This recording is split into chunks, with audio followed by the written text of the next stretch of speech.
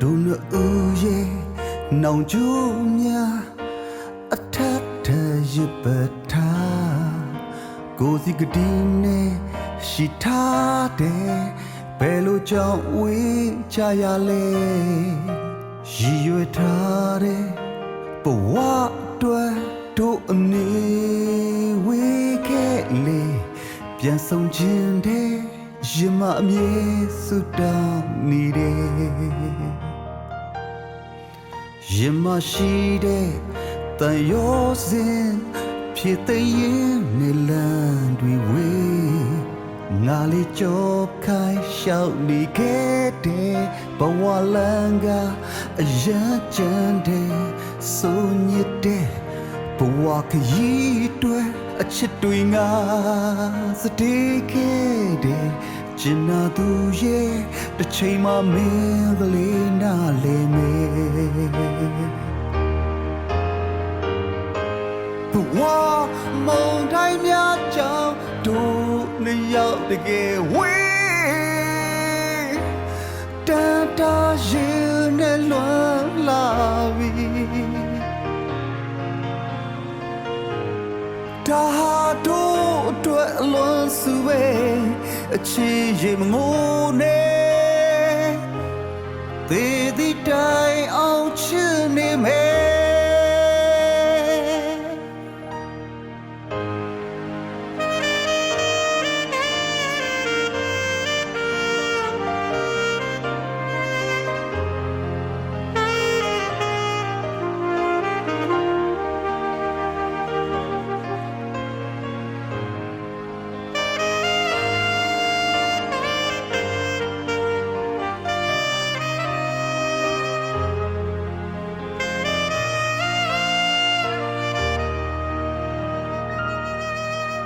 ရမရှိတဲ့တန်ရောစင်ဖြစ်တဲ့ရင်ဒလန်တွေဝေးငါလေးကြောခိုင်းရှောက်နေခဲ့တဲ့ဘဝလန်းကအရာချမ်းနေဆိုညစ်တဲ့ဘဝခရီးတွေအချစ်တွေငါစတေးခဲ့တဲ့ကျင်နာသူရဲ့တစ်ချိန်မှမင်းလေးနာလေမေဘဝမုန်တိုင်းများကြောင့်တို့နှစ်ယောက်တကယ်ဝေးတန်တာရင်နဲ့လွမ်းလာပြီဒါဟာတို့အတွက်လွန်စုပဲအချစ်ရဲ့မငိုနဲ့သေသည့်တိုင်အောင်ချစ်နေမယ်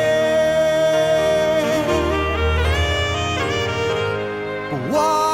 မုန်တိုင်းများကြောင့်တို့နှစ်ယောက်တကယ်ဝေးတန်တာရင်နဲ့လွမ်းလာပြီဒါဟာတို့အတွက်လွန်စုပဲအချစ်ရဲ့မငို